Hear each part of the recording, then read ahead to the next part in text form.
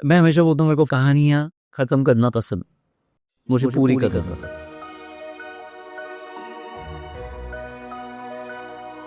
सो एक basic rule, एक template follow करता हूँ मैं कि कोई भी सक्सेस आपका दिमाग ना खराब करे, कोई भी फेलियर आपका दिल ना तोड़े। ये मेरे लिए बहुत जरूरी। स्पेलिंग में ही अंतर है सक्सेस और फेलियर का, सिखाती दोनों में। डन विद मनु के बाद उसका सीक्वल बनाने से पहले आपने एक दूसरी फिल्म रांझना, क्योंकि अगर रांझना चल रही तो बहुत अच्छी बात है, नहीं चली तो मैं सॉरी बोल लेता, अनवर खान को बना दूंगा। उसके बाद आपने तुम बात जैसी फिल्म जो कि एक कल्ट क्लासिक बनी, आपने कैसे उसे एक्सेप्ट किया? उस वक्त मेरी बेटी 14 साल की, और मैंने कहा था जैसे ही वो 18 साल की होगी ना, मैं सबसे पहले उसको तुम बात दिखाऊं। तो आपकी फिल्मों में औरतें में कुछ ऐसी है, ये औरतें कहीं से बेचारी नहीं लगती? शायद मैं जो देखना चाह रहा हूँ वो बना रहा हूँ, और मेरा यकीन है। आपकी फिल्म दरेश्क में कृति को आपने छोटे से कमरे में बोला कि यहाँ तुझे, तो उसने मेरे से सर एक बार ये पूछा कि सर ये पॉसिबल है कि मैं शंकर को बोलूं कि मुझे तुमसे कुछ अकेले में बात करनी है, तो मैं उसे एक कॉर्नर में ले जाऊं। ध्यान से कि किस रूम को, कहीं यहाँ पे तुझे कॉर्नर नजर आ रहा है? मैंने कहा इन घरों की खूबसूरती यही है कि इन घर का कोई कॉर्नर नहीं होता। रहमान सर के साथ आप बैठते हैं तो आपको एक चीज बिल्कुल पता होती है कि ये किसी से नहीं लगते। मैं जितना एक्साइटेड तेरे इश्क में को लेके था अपनी लाइफ में पिछले 1 साल से, उससे डबल एक्साइटेड तू या मैं के लिए। इस फिल्म की सबसे इम्पोर्टेंट कास्टिंग है बेजॉय ना भी है। सर आपने नहीं कहा था कि success teaches you nothing but failures gives you PhD zero. हाँ। Sir what went wrong?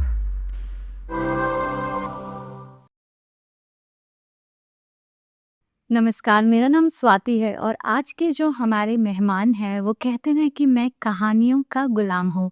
Best story, best dialogue, best cinematography और यहाँ तक कि ऑस्कर में भी इनकी फिल्मों ने एंट्री कर ही दी।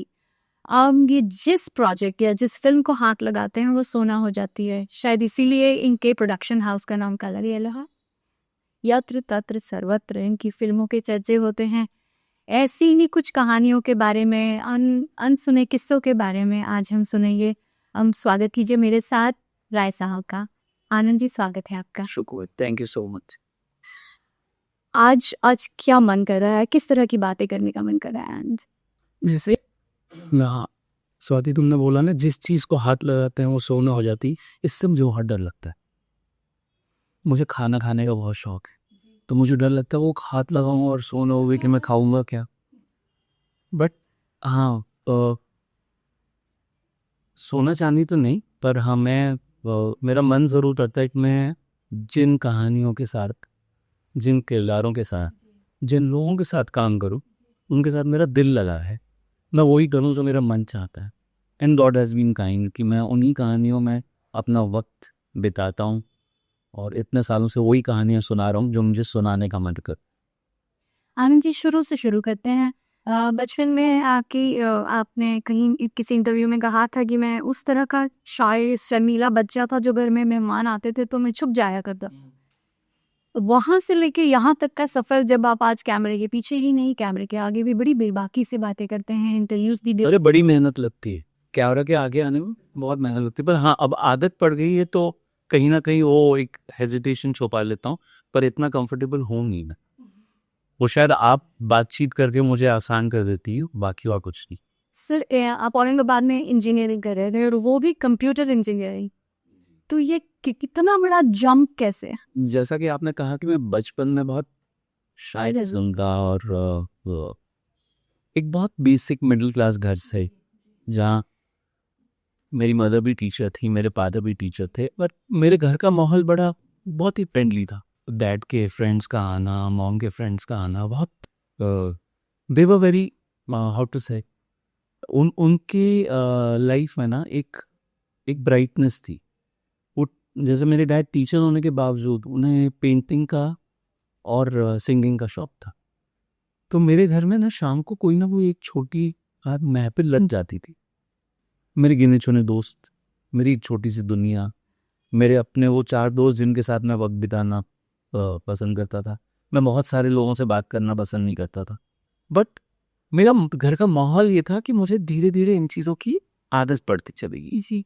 इनफैक्ट कुछ साल पहले मेरी मॉम, जब एक बार वो मेरे साथ शूट पे चली, और वो ये चीज़ देख के हैरान हो गई थी कि मैं इतने सारे लोग और मेरे एक्शन कहने पे सारी चीज़ें हो रही हैं, मेरे कट कहने पे चीज़ें रुक जा रही हैं। तो उन्होंने मेरे से, जब मैं कार में हम वापस आ रहे थे, उन्होंने उससे पूछा, मेरे घर का नाम अननोन। बोला अनु, इतने सारे लोग तेरी बात सुनते हैं? तो वो दो चीज़ों से बहुत हैरान थी कि एक तो इतने सारे लोग मेरी बात सुन रहे हैं, और दूसरा मुझे कार चलानी आ रही। वो आखिरी तक उन्हें ये चीज़ की हैरानगी होती थी।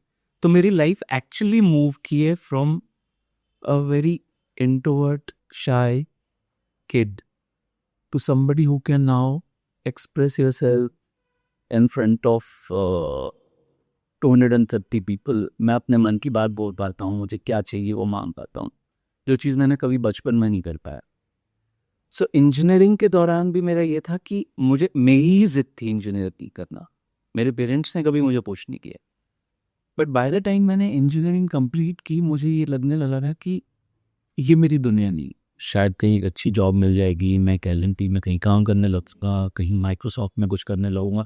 बट इन सब के बावजूद भी मुझे ये लग रहा था कि ये मुझे संतुष्ट नहीं करेगी, और कहीं ना कहीं ऐसा महसूस हो रहा था कि मेरे अंदर से कहानियाँ निकलेंगी, मेरे अंदर से कुछ इमोशंस निकलेंगे, and I should come here and tell some stories.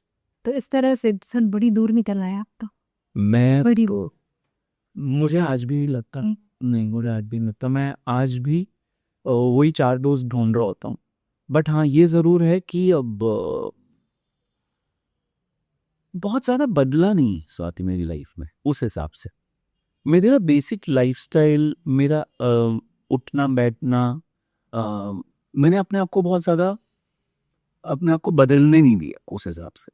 दिल ढूंढता है फिर वही फुर्सत के रास्ते। मेरे ख्याल से सबसे ज़रूरी चीज़ यही होती है, सबसे ज़रूरी चीज़ ये होती है, because end of the day ना, अब जैसे हमारी फील्ड में की आपकी कुछ फिल्में चलेंगी, कुछ फिल्में नहीं चलेंगी। ऐसा तो है नहीं कि आप कोई जादुई छड़ी है आपके पास कि आप जो करेंगे हो मैजिक हो जाएगा, कई बार नहीं भी होगा।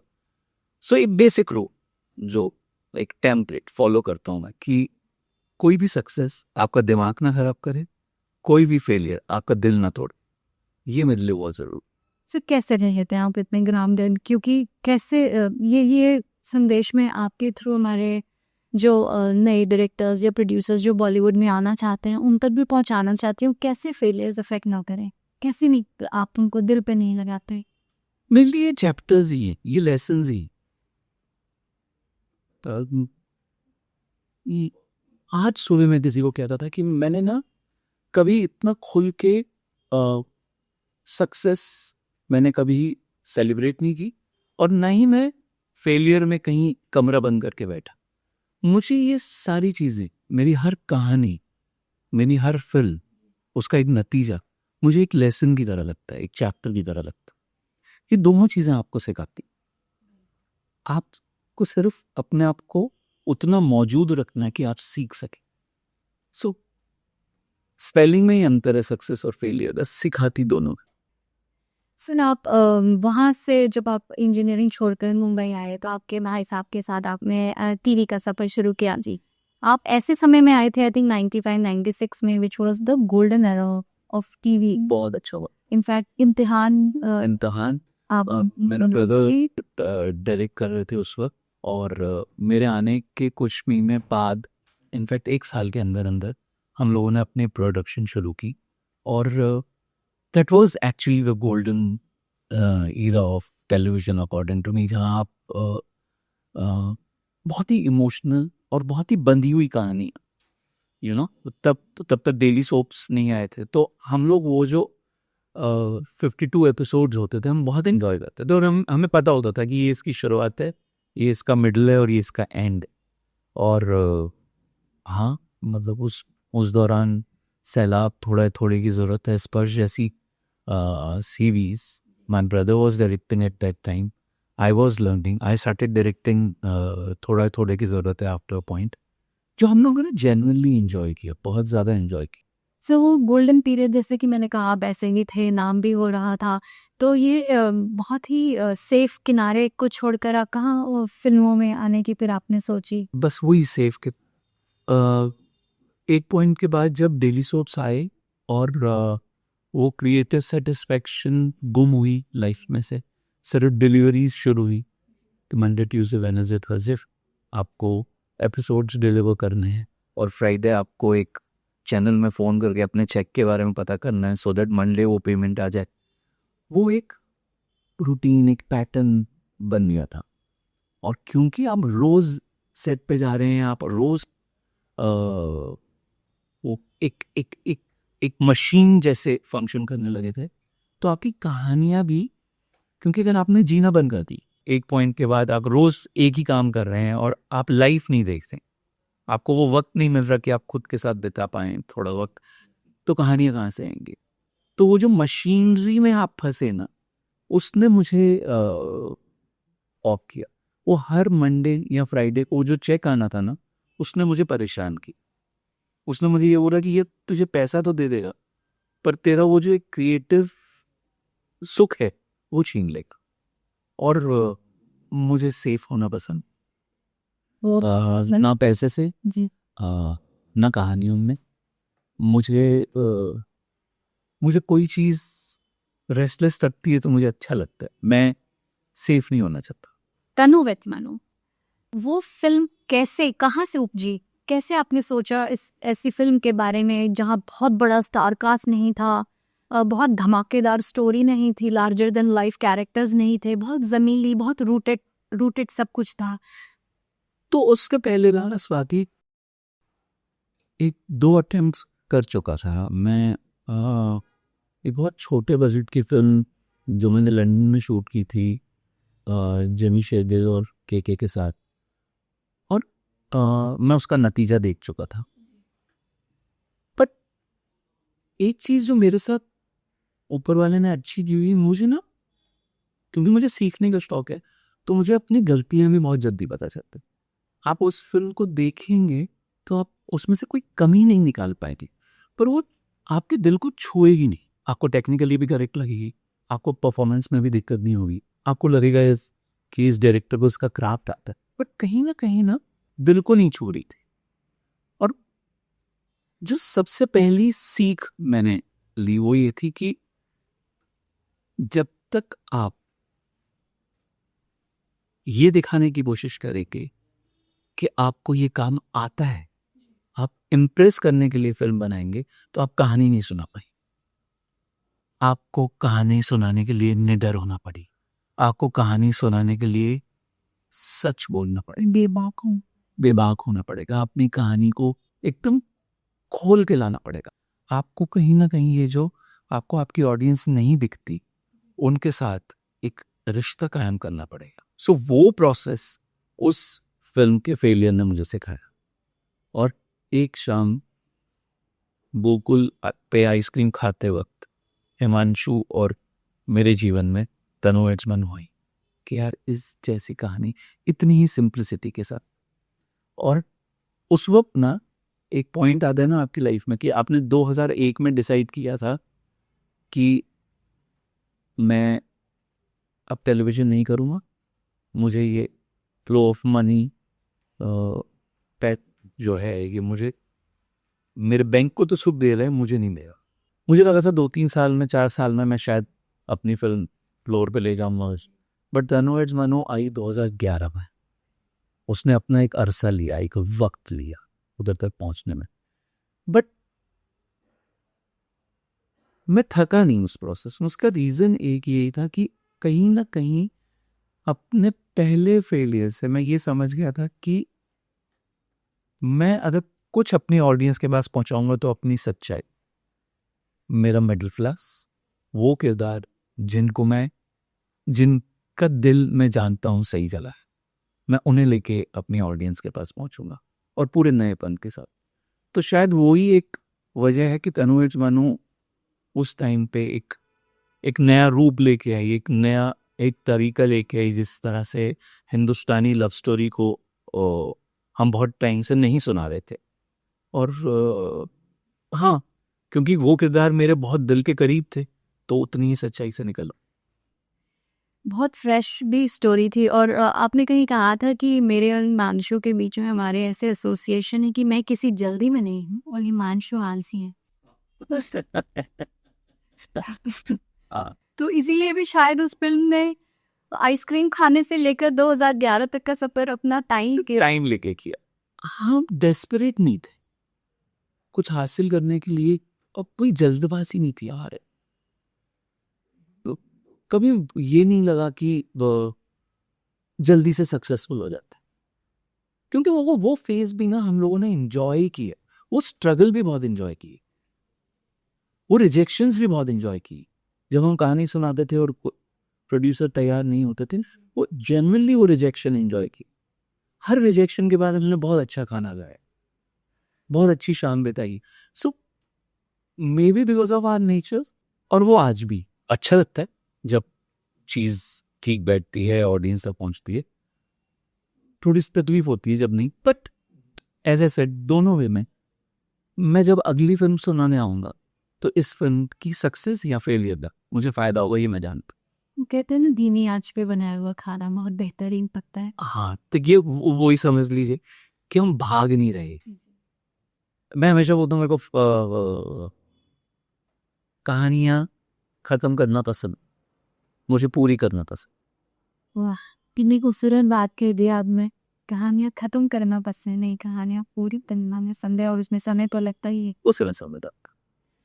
और शायद इसी वजह से क्योंकि आप बहुत जल्दबाजी में नहीं थे, तनु विद मनु के बाद उसका सीक्वल बनाने से पहले आपने एक दूसरी फिल्म रांझना, क्यों आपने तनु विद मनु की स्टेलर सक्सेस के बाद आपने क्यों नहीं सोचा कि चलो जल्दी से इसका एक सीक्वल बना देते हैं, ऑडियंसेस बोलने हैं। मुझे अच्छी तरह याद है, हम लोग बैठे हुए थे और मैंने हिमांशु को बोला था कि देख, लोगों के हिसाब से हमने रोम कॉम तो बना ली तन्मय का, और कल उठ के फिर से बोलेंगे कि रोम कॉम बनानी है तो सब तैयार होंगे। पर अब अगर तन्मय मनु चल रही है ना, इस भागते हुए वक्त में ना, वो कहानी सुनाते हैं जो इस वक्त हमारा सुनाने का मन। क्योंकि अगर रांझना चल रही तो बहुत अच्छी बात है, नहीं चली तो मैं सॉरी बोल लिया, तन्मय मनु को बना लूँगा। शाबाश। सर, ये मिडिल क्लास मेंटालिटी वाली से बात याद, आप एक किस्सा सुनाते हैं जहाँ कृति को आपने छोटे से कमरे में बोला कि यहाँ तुझे, वो किस्सा आप बताएंगे कि वो छोटे से कमरे में जहाँ सब लोग आपकी बातें सुन सकते हो। गरेश में जब हम स्क्रिप्ट के बारे में बात भी करते थे तो मैं कृति को बोलते थे कि मेरा ऑल टाइम फेवरेट सीन। सो वो सीन में मुझे वो जो एक क्लास कॉन्फ्लिक्ट वाली चीज़ थी वो बहुत पसंद थी।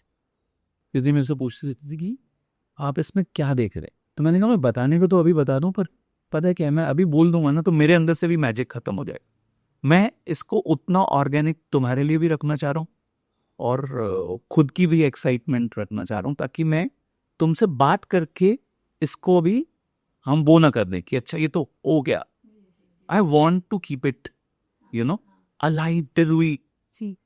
तो हम लोग आउटडोर शूट कर रहे थे, तो जाते लेन्स वगैरह शूट कर रहे थे, पर इंडोर जो था वो मुझे बॉम्बे आके करना था, क्योंकि मुझे एक तरीके से वो कमरा, वो घर जो शंकर का रूम था और उसके फादर वहाँ थे और उसका दोस्त वहाँ था, वो कमरा मुझे एक तरीके से दिख रहा था। हम लोगों ने दिल्ली में वो शूटिंग कर ली और जब यहाँ है ये सेट लग गया था रूम का, और मैं कृति को बोला, मैं कहा चल मेरे साथ, बोलो सर सीन डिस्कस कर ले। मैंने कहा नहीं, डिस्कस नहीं करना, मुझे पता है।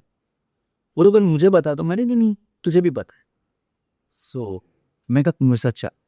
तो मैं उसको लेके आया और वहीं पे ही वो स्टेयर्स पे चढ़ी और वहीं पे मैंने कहा, और उसने, क्योंकि उसके कॉस्ट्यूम वैसे ही थे तो उसकी हील थे, ठीक है। और उसकी हील फंसी सच्ची में ही बस। अच्छा। तो मैंने कहा ये भी शॉट। सो ये हील फंसना भी शॉट, इस घर की सीढ़ियाँ चढ़ने में ही अड़चन है। और जब ये रूम में मैं उसको लेके पहुंचा और उसने दरवाज़ा खोला, रूम को देख के वो थोड़ा, क्योंकि वो रूम में गई और रूम खत्म हो गई, और वहीं पे प्रकाश जी बैठे थे, वहीं तो बेनूच बैठा था वहीं पे। अब मैंने कहा तुम यहाँ बैठी हो, आओ अब करते हैं सीन। तो उसने मेरे से सर एक बार ये पूछा कि सर ये पॉसिबल है कि मैं शंकर को बोलूँ कि मुझे तुमसे कुछ अकेले में बात करनी है, तो मैं उसे एक कॉर्नर में ले जाऊँ। तो मैंने कहा कि ध्यान से कि किस रूम को, कहीं यहाँ पे तुझे कॉर्नर नज़र आ रहा है।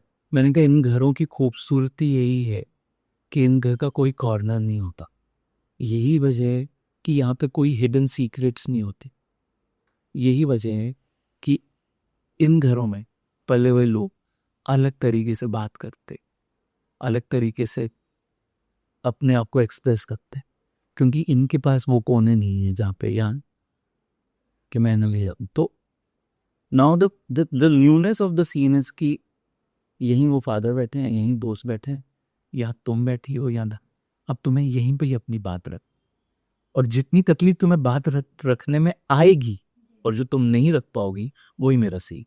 So the entire thing is कि ये सिर्फ कृति के लिए नहीं, ये मेरे लिए भी लर्निंग, सीख, समझ, जितना मज़ा उन्हें वो सीन करने में आया उतना ही सुकून मुझे वो करने को मिला कि यार इस जैसे सीन को जिस तरह से निभाने का मन था मैंने निभाया।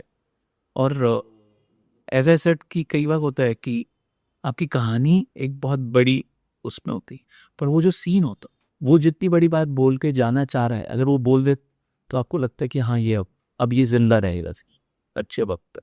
आपकी फिल्म जो न्यूटन थी, तो जो है द बैक बाई, वो जब ऑस्कर के लिए नॉमिनेट हुई, किस तरह का माहौल था, किस तरह की खुशी महसूस हुई आपको? Because it's such a big achievement for all of us, he is so proud of it. मैं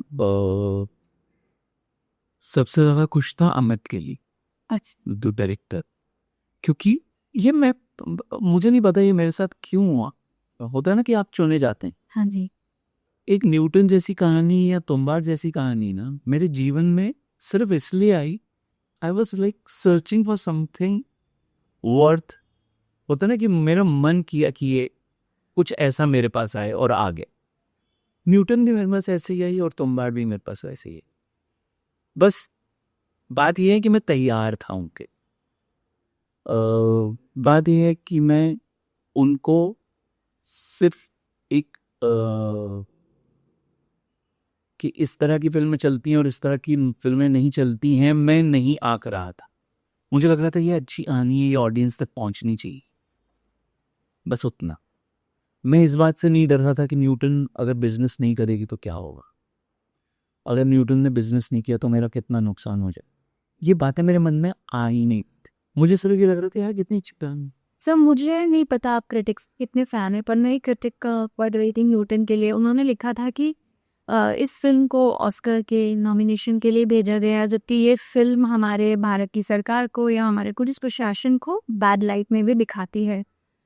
तो आप इस चीज़ से कितना सहमत है? आपको क्या लगता है कि ये क्या सच में ऐसा कुछ था, नहीं जानी चाहिए थी, या कोई और आपकी फिल्म नील बटे सन्नाटा could have been an Oscar nomination?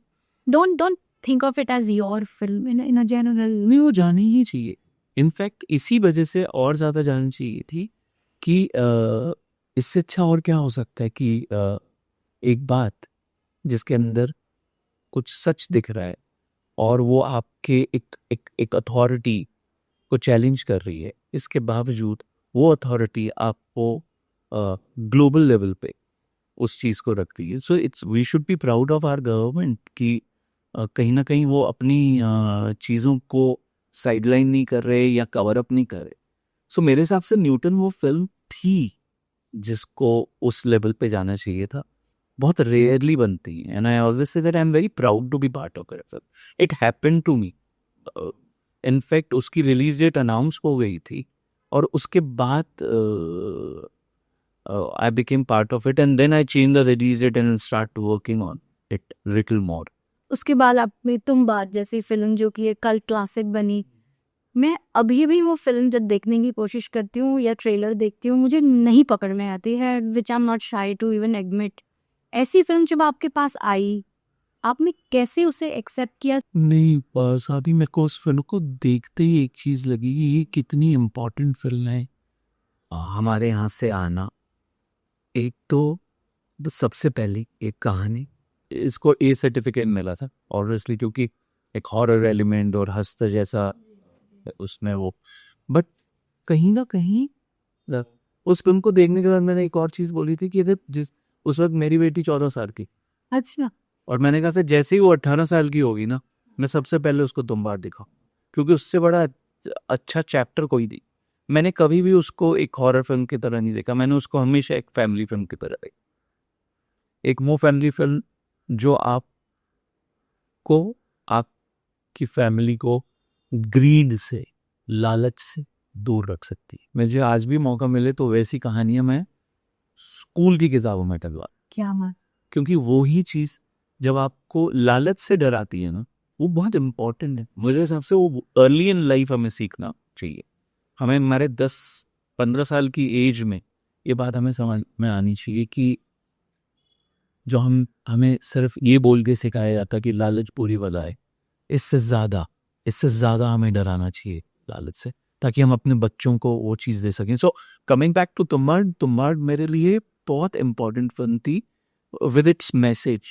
It has got a great message and the culture, the tradition, the way it was shot, brilliantly shot, brilliantly directed, brilliantly pop. One और द आर्काइव्स। वो film मुझे लगता है कि हमारे यहाँ से Oscar के लिए जाने की बहुत जरूरत। तुम बात जाती कर, एक पिता को अपने सारे बच्चे प्यारे होते हैं। आपकी इतनी सारी फिल्में हैं जहाँ आपने कुलदरगी की प्रोड्यूस भी करी। आपके हिसाब से ऑस्कर एंट्री के लिए अगर आपको भेजनी हो तो आप फिर वो कौन सी फिल्म है जो आप सोचते हैं कि इसको ग्लोबल रिप्रेजेंटेशन मिलना चाहिए? नहीं, मैं अपनी कोई भी कहानी को मैं मुझसे किसी और डायरेक्टर की पूछेंगे तो मैं बहुत सारी बता पाऊंगा। मैं अपनी बता पाऊंगा फॉर रीज़न कि मुझे आज भी लगता है, और कोई मैं इसलिए नहीं बोल रहा कि मुझे बड़ा खुद को मॉडेस्ट फील कराना है, और मुझे आज भी लगता है कि मैं एक डायरेक्टर हूँ, डिसेंट सा काम कर लेता हूँ। मेरे इस कंट्री में बहुत बड़े बड़े फिल्म मेकर्स आए हैं जिन्होंने बहुत बड़ी बड़ी बातें की, वो डिजर्व करते हैं। आज से नहीं, 1950 ऑन, चाहे आप महबूब खान की बात करें, के आसिफ की बात करें, बिमल रॉय की बात करें, गुरुदत्त की बात करें, ऋषिकेश मुखर्जी की बात करें, आने की ये नाम ये डिजर्व करते हैं। मैं अभी भी फिल्म है वो चाहे मदर इंडिया हो, वो चाहे मुगले आजम हो, वो चाहे बंदनी हो, वो चाहे सुजाता हो, वो चाहे सत्यकाम हो, मुझे वापस से कोई मौका दे तो मैं बोलूँगी इनको भेजते हैं दोबारा से ऑस्कर। मेरी ऑल टाइम फिल्म, अब मेरे को लगता है आपको पता है, क्योंकि वो वाली फिल्म है जो मुझे आज भी किसी एक शाम, अगर मैं कुछ नहीं कर रहा, मैं इन फिल्म मेकर्स की कोई भी एक फिल्म लगा दूंगा, मैं जाते रहो लगा दूंगा, मैं आनंद लगा दूंगा, मैं सत्यकाम लगा लूँगा। मुझे आज भी ये फिल्में as a student of cinema बहुत कुछ सिखाती। तो ऑस्कर मुझे अपने लिए तो कभी भी नहीं दिखता, पर मौका मिले तो मैं उन फिल्मों को अभी का सेंसर सर्टिफिकेट दिला के Oscar case. Which is one film in 2025 that really got your attention? मैं ज़्यादा नहीं देख पाया बिकॉज मैं खुद फिल्म बना रहा था, तो उस दौरान में आपने तो हमें ऐसा बेहतरीन ईयर एंडर दिया सर। नहीं, ईयर एंडर तो हमें धुरंधर में दिया है, जो again I am very excited about that film also, because एक नया विजुअल लैंग्वेज प्लस एक बात को रखने का नया तरीका, which is again I said कि a filmmaker should be appreciated for the guts they show. So वो शायद धुरंधर ने वो गट्स दिखाए। सर आपकी जो फिल्में हैं, काफ़ी सारी फिल्मों को मैं देख रही थी, उसमें जैसे हैप्पी भाग जाएगी है, हसीन दिलरुबा है, तन्वुज़ मनो है, नील बटे सन्नाटा है, इसमें जो आपकी फीमेल प्रोटैगनिस्ट होती हैं, ये मैं कहीं पढ़ रही थी किसी बहुत अच्छी शायद का, मैं इन्हें गुनाहगार औरतें कहा गया इन औरतों को, जो आपकी प्रेमाइस बहुत ही रस्टिक थी, छोटे शहरों की औरतें थी, पर कोई दबना नहीं चाहती थी। और कहीं ना कहीं वो कहते हैं ना कि जो दरख्त होते हैं वो पुरानी हवेलियों को चीर के भी निकल जाते हैं, तो आपकी फिल्मों में औरतें में कुछ ऐसी है। And I want to thank you for that, and I want to know the thought process behind, क्यों ये औरतें कहीं से बेचारी नहीं लगती, चाहे सेटअप बेचारगी का होता है। नहीं Swati, we should thank you all the women around us today. ये कहानियाँ ऐसे ही नहीं बनी, इसके अंदर भी एज आई सेड अपनी एक सच्चाई लेके आते हैं। मैंने अपने आसपास, वो चाहे मेरी माँ हो, वो चाहे मेरे कज़न सिस्टर्स हों, वो चाहे मेरी वाइफ हो, वो चाहे मेरी भाभी हो, चाहे मेरी बेटी हो, मेरी नीस हो, वो मेरी इंस्पिरेशन रही हो। मैंने उन्हें कभी दबते हुए नहीं देखा, मैंने उनको कभी अपनी बात रखते हुए हिचकिचाते हुए नहीं देखा। शायद मैं जो देखना चाह रहा हूँ वो बना रहा हूँ, और मेरा यकीन। सर आपने नहीं कहा था कि success teaches you nothing but failures gives you PhD? हाँ, You said this in an interview, and I said बड़ा profound thought है ये, तो कहीं लिखे आप पढ़ेगा that failures will give you a PhD. Zero. हाँ. So what went wrong? I went wrong. I always said that I knew how to take a flight, but I never knew how to land, which is fine. मुझे उस rocket को उड़ाना तो आ गया, पर मुझे landing नहीं आई. But it had been a fantastic journey. But did you think you failed Shah Rukh Khan sir? I failed at telling a story. We both enjoyed. और उसमें एक चीज जैसे खान साहब की भी एक खूबी है, वो कभी भी मेरे पास एज ए स्टार आए ही नहीं. वो यहाँ तो बड़े भाई की तरह आए, यहाँ एक बेहतरीन एक्टर की तरह है. और मेरी भी बेवकूफ़ी देखो, मैंने भी वैसे ही लिया. उन्हें बड़े भाई की तरह किया और एक बेहतरीन एक्टर की तरह किया. अगर वो स्टार की तरह आ जाते तो शायद मैं कुछ लाइफ में कर लेता. और मुझे अपनी कहानियों में स्टारडम कंज्यूम करना आया नहीं. अगर मैं उसकी लैंडिंग डिफाइन कर पाता, और एज आई सेड, मैं अगर खान साहब विद हिज स्टारडम हैंडल कर पाता तो आई थिंक इसका रूप अलग होता. मेगा स्टार की बात करें तो बहुत सारे पैसे वाला मिडिल क्लास इंसान जो आपकी फिल्म में था, अक्षय कुमार, उनके साथ काम करने का आपका कैसा जिब्बर है? बेहतरीन, बहुत ही खूबसूरत. सबसे अच्छी बात मुझे किसी भी इंसान में जो लगती है, जो कि मेरे हिसाब से हम सब में होनी चाहिए, हम लोग इमोशनली ट्रांसपेरेंट होनी चाहिए. अक्षय कुमार वैसे हैं. वो जो बोल रहे हैं वही सोच रहे हैं. उनके मन में दो बातें नहीं होती. अगर उनके मन में ये बात है कि इसमें मुझे ज़्यादा पैसा चाहिए, तो वो उनका मन भी वही बोल रहा है, दिमाग भी वही बोल रहा है, और ज़बान भी वही, चेहरे पे दिखाई नहीं. और वो चेहरे पे दिख रही है. वो अगर बोल रहे हैं कि मैं तुम्हें प्यार करता हूँ, तो वो मन भी उनका वही बोल रहा है, दिमाग भी उनका वही बोल रहा है, और ज़बान रखी वो होते. सो कहीं ना कहीं ये एक क्वालिटी है जो मैं उनसे सीखना चाहूँगा कि अपनी बात रखने में बेखौफ अपनी बात रखे, अपनी ताकत भी और अपनी कमज़ोरियाँ बोलते हुए ना चुके. क्योंकि उनकी रिपीट कास्टिंग भी आपने करी थी रत्ना मातृ बिल्कुल इस फिल्म के बाद. जी.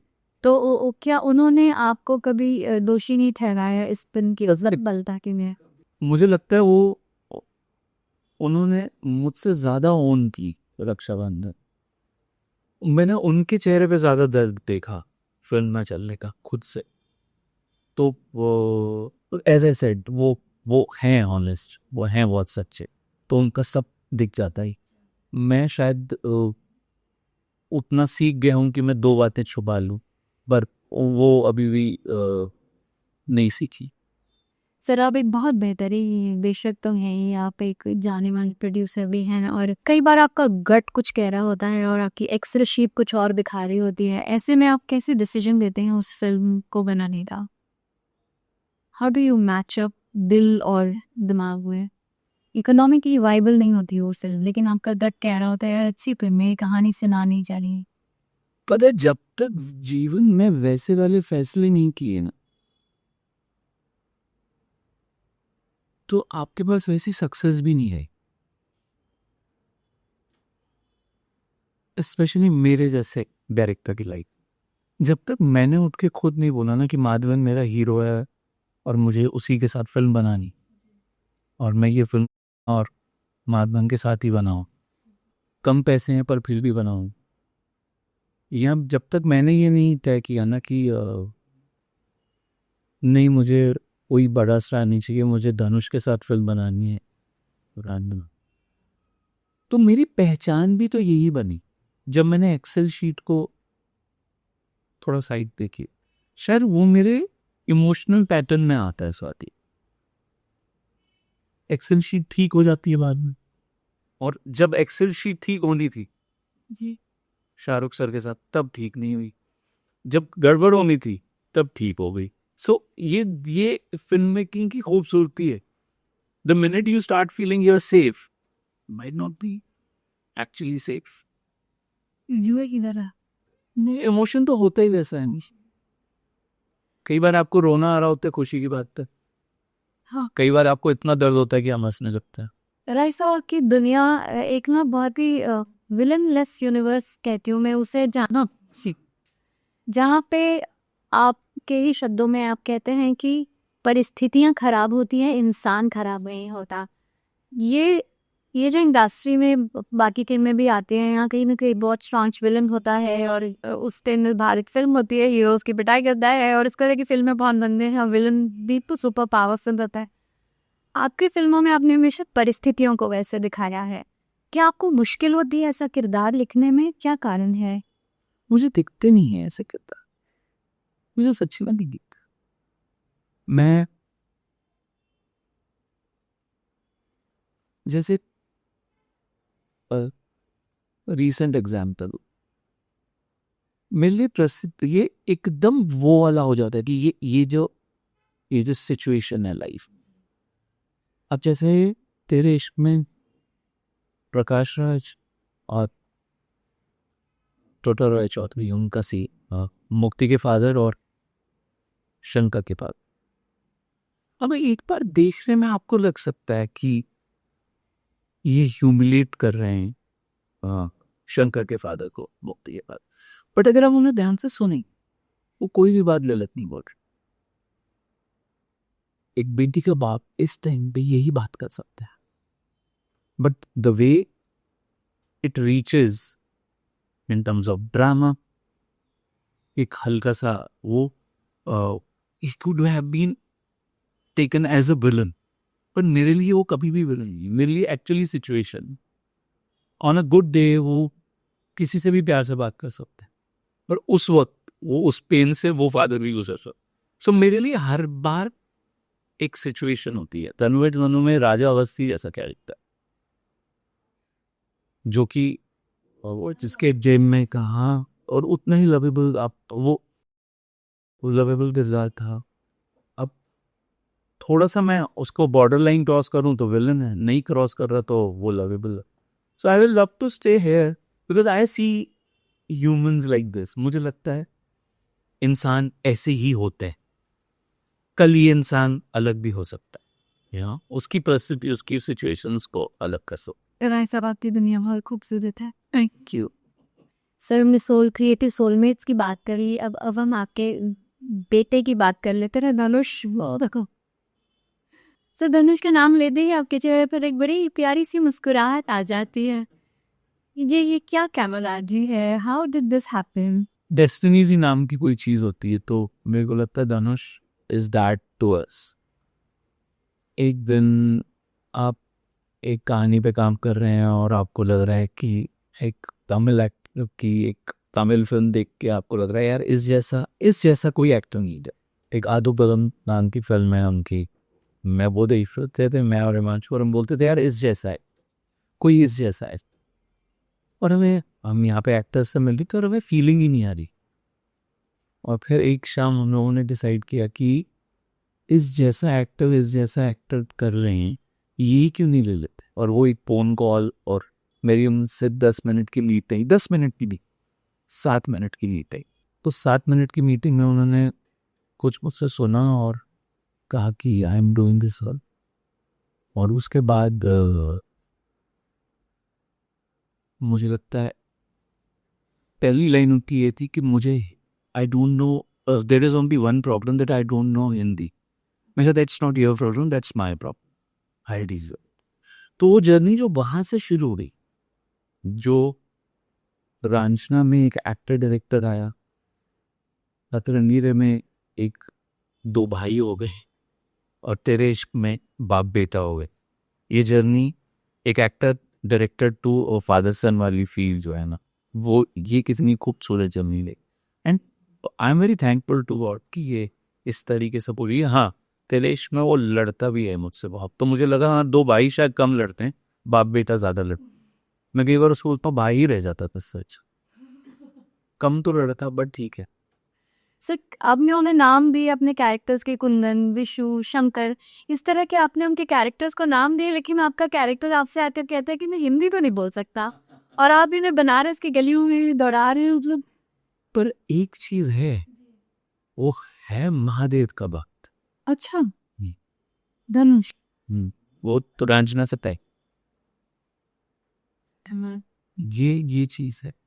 तो वो कहीं ना कहीं कोई ना कहीं एक एक सोल कनेक्ट किरदारों का भी और धनुष का भी मिला है। सर आगे जैसे आके धनुष जी तो बिल्कुल परिवार की तरह है आपके, आप आगे भी उनके साथ एक फिल्म, एक पीरियड ड्रामा करने की सोच रहे हैं? धनुष जी और विजय सेतुपति जी का नाम भी आ रहा है। नहीं नहीं नहीं नहीं, बहुत जल्दी है, ये कुछ भी नहीं है। हम लोग को एक कहानी डिस्कस कर रहे हैं, कब करेंगे वो नहीं पता, बट धनुष के साथ फिल्म तो कर। धनुष राय जी में आनंद के राजा भी हो सकते हैं। बिल्कुल सर, क्यों नहीं हो सकते? The re-release of Ranjana, that little हलचल, like I said, पत्थर मार दिया किसी ने ना एक। तो वो फिल्म जब रिलीज हुई, अंबिकापति द तमिल रिलीज जो इरोस ने करी, और AI में उसका एंडिंग कर दिया, क्या इसमें आपकी सहमति मांगी गई थी? नहीं, सहमति तो बिल्कुल नहीं मांगी गई, बट जब मुझे पता चला और मैंने उन्हें कॉल किया तो मैंने बहुत प्यार से हंसते हुए एक ही चीज़ बोली कि मैं आपको ना सच बता रहा हूँ, इसके सेकेंड हाफ के एक 20 मिनट लैग है। ये फिल्म अपनी पकड़ के नहीं रखती। इस फिल्म को जो चीज़ बचा रही है आप उसे ही बदल रहे। इसका जो ऑडियंस को सबसे ज़्यादा पसंद आई थी इस कहानी में, इस फिल्म में, वो इसका क्लाइमेक्स था। आप उसे मत छूइए, वो सोल है फिल्म का। बाकी आपको कुछ और करने का मन है, आपकी प्रॉपर्टी आप कर सकते हैं, करना तो आपको वो भी नहीं चाहिए, बट अगर आपको फिर भी कुछ करने का मन है तो मैं आपको ये बता रहा हूँ कि ये आखिरी में ना सोल है, आप उसे छुएंगे ना तो ये करेक्ट ही बैठेगा। और खुशी की बात पता है क्या है, मुझे तो थोड़ा दर्द हुआ और मुझसे ज्यादा दर्द ऑडियंस को। उस दिन मुझे लगा कि जब हम एक फिल्म बना लेते हैं और वो जब आपकी ऑडियंस के दिलों तक पहुंच जाती है, उसके बाद वो आपकी नहीं रही, वो उनकी हो गई। क्योंकि मैं तो तेरे इश्क में बना रहा था, मैं तो बाकी कहानियों का काम कर रहा। 12-14 साल भी अगर ऑडियंस को दर्द हो रहा है तो कुछ तो ठीक किया है मैंने, नहीं तो कहाँ याद रखते हैं इतने सालों तक किसी पर एक कहानी को, एक किताब को। So I was on the contrary happy and relaxed after this happen कि हाँ यार, होता है ना कि आपके बच्चे का ध्यान रखने के लिए कोई आ गया है, तो ये वो वाली फीलिंग। राय साहब, अभी अचानक से हर जगह AI की चर्चा चल रही है, क्या आपको AI से डर लगता है? बिल्कुल भी नहीं, बिल्कुल भी नहीं। वो साथी है वहाँ, उसका सिर्फ गलत इस्तेमाल ना करें, वो नहीं तो आपको खा जाएगा। बट अदरवाइज अगर आप उनका सही इस्तेमाल कर रहे, आपकी फिल्म मेकिंग, आपकी स्टोरी टेलिंग को वो फायदा ही पहुंचाने आया है। ये किसी भी पॉइंट पे हर कुछ सालों बाद एक टेक्निक आती है, एक टेक्नोलॉजी आती है जो आपको एनहेंस करने के लिए आती है। AI उसी लिए आई। So refreshing to hear that इसको दोस्त बना दें आप इसे दोस्त बना, क्योंकि कहते हैं ना, होने को कौन टाल सकता है, ये तो होना ही है, this is the future, so it's better कि आप इसे दोस्त बना रहे हैं, इसे डरे नहीं। जैसे मैंने बोला ना कि अगर आप इसका सही इस्तेमाल करेंगे आप बेहतर कहानियां सुनाएंगे, बट इसका गलत इस्तेमाल आपको डिस्ट्रॉय कर, आप ही कोई डिस्ट्रॉय, आपको आज पता नहीं चलेगा। आप इसमें छोटी दूर का फायदा ढूंढ रहे हैं, आप छोटे डिस्टेंस का फायदा ढूंढ रहे हैं, तो ये नुकसान पहुंचाएगी आपको, दूर का प्रॉफिट देखना है। आप बहुत पसंद करते हैं धुरंधरों के साथ काम करना, कोई ये what is it that attracts you to the duo of A R. Rahman और इरशाद खान? ये जिनके नाम आप ले रहे हैं, ये आपको एक ही चीज सिखाते हैं, डरता। जी, जब आप रहमान सर के साथ आप बैठते हैं तो आपको एक चीज बिल्कुल पता होती है कि ये किसी से नहीं लड़ते और ये किसी के लिए काम नहीं करते, ये आपने जो इनको कहानी सुनाई है उसके लिए काम करते हैं। ना ये चार्टबस्टर ढूंढते हैं, ना ये स्पॉटिफाई ढूंढते हैं, ना ये सावन ढूंढते हैं, ये सिर्फ और सिर्फ सोल ढूंढते हैं, जो कहीं ना कहीं हम सबका मैच करता है। मेरे लिए मेरी कहानी का सुख इरशाद साहब के भी उनकी शायरी का सुख, रहमान सर के लिए उनकी कॉम्पोजिशन, हिमांशु के लिए उसकी राइटिंग। शायद हम सब जो आपने पहले बोला कि क्रिएटिव सोलमेट्स, शायद हम सब वही हैं एक दूसरे के। हम सबको एक दूसरे की ज़रूरत पड़ती रहती कहानी सुनाते। और मैं रहमान साहब के पास हर कहानी के लिए नहीं जाता। जो कहानी सुनाने के लिए मुझे लगता है कि मेरे कंधे उतने मजबूत नहीं हैं अकेले, तो फिर हमें रहमान साहब। सर ये जो बात कर रहे हैं कि अभी आपने जिक्र किया, तो अगर रंजना की बात कहते हैं तो उसमें आपने एक स्टॉकर प्रवृत्ति के कैरेक्टर को दिखाया जिसके बारे में काफ़ी लोगों ने पसंद नहीं भी किया कि आप बढ़ावा दे रहे हैं, आप कह रहे हैं कि ये सही है कि एक लड़की को परेशान किया जा रहा है, ये एक स्टॉकर उसके पीछे लगा हुआ है। क्या ये आपकी मंशा थी? बिल्कुल भी नहीं। क्यों?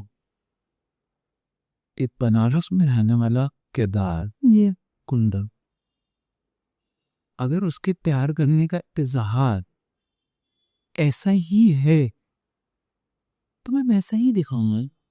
मैं और अगर ये गलत है तो इसी कहानी में उसका पश्चाताप है ना। जी मैं सोशल रिफॉर्म्स पे किताब नहीं लिख रहा, मैं कहानी सुनाता। और मेरी कहानी में 7 फ्लॉलेस कैरेक्टर्स नहीं थे, फ्लॉड कैरेक्टर्स। हर किरदार एक जैसा सोच नहीं सकता, तभी तो कहानी बनी। सो मुझे नहीं पता कि जब जब ये जो सोशल पोलिसिंग वाला आता है कि यार ये स्टॉकिंग है, और ये चले ये एक बार बनारस हुआ है 40th फ्लोर कफ परेड में रहते हुए आप एक बनारस के लड़की की जेस्चर को आप स्टॉकिंग बोलने में चले जाएंगे ना। वो जीवन भी देखा ही एक बार, पता चल जाएगा आपको थोड़ा क्या है, इस तरह का जीवन है। और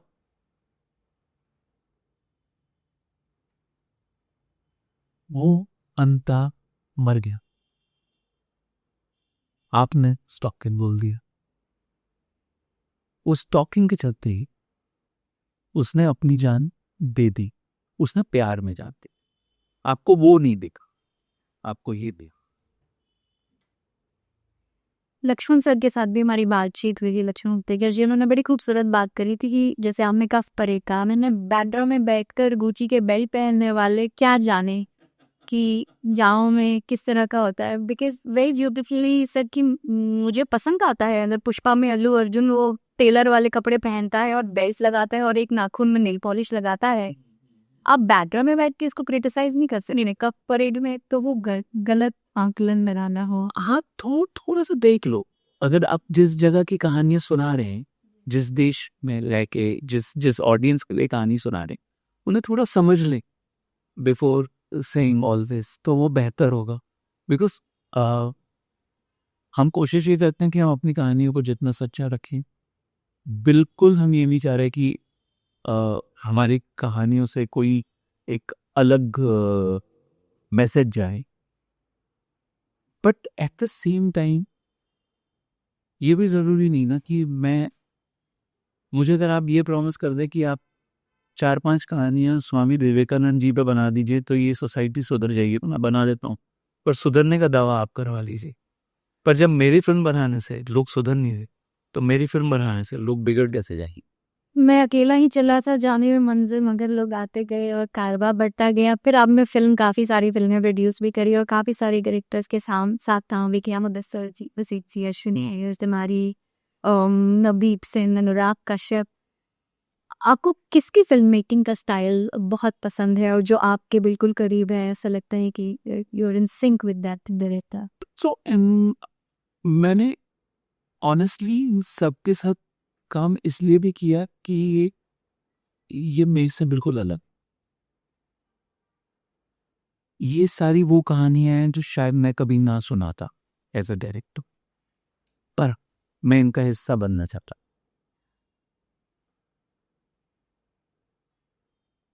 वो चाहे अनुराग की मन मर्जियाँ हो या नस्टिंग और या पाकिस्तान नहीं, आपको ये सारी वो फिल्में हैं जो जिन जिन I wanted to be part, और ये सब अलग फिल्म मेकर्स, ये मेरे से बिल्कुल अलग, और I enjoy this. Right now I am doing this film with Bijoy. Bijoy is directing film called तू या मैं बिजॉय का काम काफ़ी टाइम से देखा था, और ये कहानी, और जब मैंने बिजॉय को ये कहानी सुनाई, he was surprise. He said मैं आने से पहले सोच रहा था कि आपके यहाँ पे मुझे कौन सी कहानी मिलेगी, और बिल्कुल ये वो कहानी है जो मैं बिजॉय की नज़र से देखना चाहता था। क्योंकि बिजॉय मेक्स डार्क थ्रिलर्स और आपकी बड़ी रूटेड सेंसिबिलिटी होती है, तो ये इमेजिन करना कि मुश्किल। मैं जितना एक्साइटेड तेरे इश्क में को लेके था अपनी लाइफ में पिछले 1 साल से, जैसे ही वो फिल्म खत्म हुई है, मैं उससे डबल एक्साइटेड टू या मैं के लिए। जो बड़ी फ्रेश और नई कास्टिंग है इस फिल्म की, उस बारे में आप क्या कहना चाहेंगे? शनाया कपूर के बारे में। ये ऑनेस्टली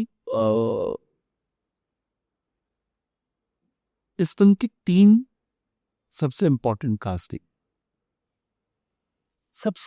कास्टिंग है बिजॉय नाम है। मुझे लगा वो मैं सबसे ठीक बैठा कि ये मैंने कहानी एक करेक्ट डायरेक्टर से। सिर्फ पहली बार शायद सुनने में मिल रहा है कि मैंने मेरा डायरेक्टर की कास्टिंग एकदम टू द। प्रोड्यूसर तो काम ही ये बोलना चाहिए अच्छा, वो, कि अगर वो उसको वो उसकी कास्टिंग करेक्ट होनी चाहिए। एंड ये पता नहीं कितने लोग यकीन करेंगे या नहीं करेंगे, शनाया और आदर्श इस फिल्म की फर्स्ट चॉइस, इन्हीं के साथ हम फिल्म बनाना चाहते। So as you said, I don't know about the excel sheet, I know about the casting. अब कल मुझे एक्सेल शीट फेल कर दे तो कर दे, पर प्रोसेस ने मुझे फेल नहीं किया अभी तक। जितना हम लोग जहाँ तक पहुंचे हैं, फिल्म पूरी है, आने वाली है, हमने पूरा प्रोसेस एंजॉय किया। मैंने हर मोमेंट एंजॉय किया। जो भी बिजॉय कर रहा है मेरे को बहुत मजा आया है, जो भी शनाया और आदर्श कर रहे हैं, I am to excited about it. कि कौन से ऐसा फ्यूचर प्रोजेक्ट है जिसको लेकर आप बहुत एक्साइटेड हैं इस फिल्म के बाद, टू या मैं के बाद, बिजॉय की फिल्म की? अब क्या आप नखरे वाली के बारे में बात करना चाहेंगे? मैं नखरेवाली के बारे में बात करना चाहूँगा, मैं नई नवेली के बारे में बात करना चाहूँगा। मेरे पास ऐसे बहुत सारी कहानियाँ हैं जिन पे मैं, बट सिर्फ एक ही चीज़ है उनमें कॉमन, वो ये है कि मैं मुझे जर्नीज अच्छी लगती। सब पता। मेरे लिए वो बहुत इम्पोर्टेंट। एक फिल्म बनाने का एक अपना प्रोसेस, एक दुनिया। मुझे कभी भी ये नहीं लगता कि ओ ये तकलीफ है, ये मुश्किल है। मुझे लगता है ये धीरे जिस तरह से भी आती हुई चल, वो आपका आपको पॉलिश करती, आपको एक नई चीज के लिए तैयार करती। So all these films which we will be choosing और we have kept choosing and last so many years, हमारी कोशिश हमेशा ये रही है कि जब तक हमें मजा नहीं आएगा ऑडियंस होगा, जब तक हमें बना के मौज नहीं मिलेगी ऑडियंस को नहीं मिलेगी, तो हमारा ना पूरा वक्त उस मौज में बीतता है। तो मेरी कोई ऐसे फेवरेट नहीं रहती, बट हम सारी कहानियां हम बनाने ही तब उतर रहे होते हैं कहानी जब हमें मजा आने लगे, नहीं तो हम फिल्म निकल। राय साहब, आपकी मौज स्क्रीन पे भी दिखती है। बहुत जरूरी है ना, बहुत जरूरी। क्योंकि आपके सब्जेक्ट्स भी बहुत टैबू वाले होते हैं, जैसे जेंडर फ्लूइडिटी हो गई या शिल्र पतन की बातें आप करते हैं। आप छूते भी आग पे हाथ रखते हैं हम सीधा, और उसमें मौज लेते हैं। तो जब हम देखने जाते हैं तो हमें ऐसे नहीं लगता अरे ये क्या दिखाया जा रहा है, क्योंकि उसकी ट्रीटमेंट कितनी खूबसूरत होती है। हमारी पूरी टीम की तरफ से, सब की तरफ से आपको बहुत शुभकामनाएं आपकी फिल्मों के लिए। और मैं एक बात आपसे और पूछना चाह रही थी कि जब आप फिल्मों की कहानियां लिखते हैं तो what is with one trigger song I want to know from you, जो आप रिपीट में सुनते हैं ऐसे कुछ थॉट्स आने के पहले? हम सबके पास एक वो गाना होता है आपके। मेरी ये तो जरूरी है, ये तो मेरा, मुझे नहीं पता how how other directors function, but मैं सबसे पहले वो एक गाना, इन केस मैं रहमान सर के साथ हूँ या अजय अतुल के साथ हूँ या इवन तनुज मानो के टाइम पे कृष्णा, मैं वो एक गाना चुनता हूँ जिसके जो जो जो मेरी कहानी हो मेरे मन में, वो मेरा सोल, मेरी कहानी का सोल, वो मेरा सोल, उस कहानी को सुनाते वक्त हर बार एक गाना होता है। वो एक गाना मैं सबसे पहले बार मैं बोलता हूँ रहमान से बोलता हूँ सबसे पहले वो, जैसे रांझा में तुम तक, अतरंगीरे में रेत जरा सी, तेरे इश्क में जो था उसे कहना, और तनुज मानो मेरा ग्रेस से ये जीरो में मेरे नाम तू, these are the songs which actually hold me in the journey because these are the soul जो मेरे को जरूरी होता है, जो मेरा हैंकर होता है। मैं वो अगर मैं वो गाना लगा लूँ ना और आंख बंद कर लूँ, मैं अपनी पूरी कहानी दोहरा सकता। सर आपके एक्टर्स की बात करें जी के बारे में आपसे पूछना चाहूँगी। अब वो राजनीति में चली गई हैं, पर एक बहुत ही बेहतरीन अदाकारा है और जब जब वो पर्दे पर आए हमने उन्हें बहुत सराहा। आपको क्या लगता है को फिल्में और करनी चाहिए? बिल्कुल करनी चाहिए, बिल्कुल करनी चाहिए। अब वो कर ले रही और वो करेंगी भी। बिल्कुल, आप क्या उनके लिए कुछ सीखें? मैं बिल्कुल लिखूंगा, जरूर लिखूंगा। और हम लोगों ने तनुज मनु की है, रिटर्न्स की है, अगर सब चीजें ठीक बैठी तो हम तनुज मनु 3 भी करेंगे। बट उनको फिल्में करना हमारी जरूरत कि वो फिल्में करें, because she is one of those actors जो अपना किरदार इतने और कहानी को इतने अच्छे से निभाती हैं। We are very few actors, so she should do at least 1 film a year. Sir आपसे बात करके ऐसा लगता है ना कि किसी स्टूडियो में नहीं, कहीं बनारस के घाट में बैठे हैं जहाँ चारों तरफ शांति है और दूर तक वो गाना बज रहा है, कहीं दूर जब दिन ढल जाए। डायरेक्टर्स की लाइफ में हम कहते हैं ना कट बोलने पर कहानियाँ खत्म हो जाती है, पर आपकी कहानियाँ कट बोलने के बाद भी हमारे दिलों पे राज करती है और हमारे साथ हमारे घर तक जाती है और हम जीते हैं उन कहानियों को। तो मैं मेरी ऑडियंस की तरफ से आपको थैंक यू कहना चाहूँगी कि आप ऐसी फिल्में बनाते रहें। शुक्रिया है आपका हमें याद दिलाने के लिए कि रोशनी तो दलारों में से ही आती है। तो आपके जो सारे कैरेक्टर्स इतने फ्लॉड हैं, इतने रियल हैं, हमें उनसे पता पड़ता है like it's okay to be flawed, it's okay to make mistakes, क्योंकि रोशनी उन दरारों में से ही आएगी। ये हमने आपकी फिल्मों से सीखा, आपके काम से सीखा। जीरो होना भी तो अपने आप में एक शुरुआत है। बिल्कुल, तो ये जब आप बड़े बखूबी उस जीरो की फेलियर को अपनाते हैं और कहते हैं कि मैं डरा नहीं, मैं घबराया नहीं, मैंने वहां से वापस शुरू कर दी, you own that chip on your shoulder very stay कि हमसे गलती हुई पर शुरुआत तो मैंने जीरो से ही करी। I'm so in awe of all the work that you do, sir. Thank you. And I would really like you to give that one message to my audiences. क्या है ऐसी बात जो आप कहना चाहेंगे सुनने वालों से? मुझे लग रहा है पूरी इस कॉन्वर्जेशन में ना साथी एक बात जो कई बार दोहराने के बाद भी मुझे दोबारा बोलने का मन करता है, वो यही है कि हार से मत डरो, because it's a great lesson. As I said, एक बार उसमें पीएचडी कर लेंगे तो आगे सक्सेस है, और वो फिर आएगी, फिर से पीएचडी कर लेगी। और दीज आर द टाइम्स जहाँ पे मैं हर उस नए डायरेक्टर को डॉग की कहानी सुनाने जा रहा है, उसे एक ही चीज़ कहना चाहूँगा, दबंग गदा सितार बिना डर निडर। निडर। तो आनंद सर कहते हैं कि आपकी शुरुआत 0 से ही होती है, वहीं से आपके सत्य की शुरुआत होती है। तो निराश मत होइए, फिर से कलम उठाइए अगर आप लिखना चाहते हैं तो, और सपना देखना मत छोड़िए। Right sir, thank you so much. I am Anandil Rai and you're watching me on Mama Razi.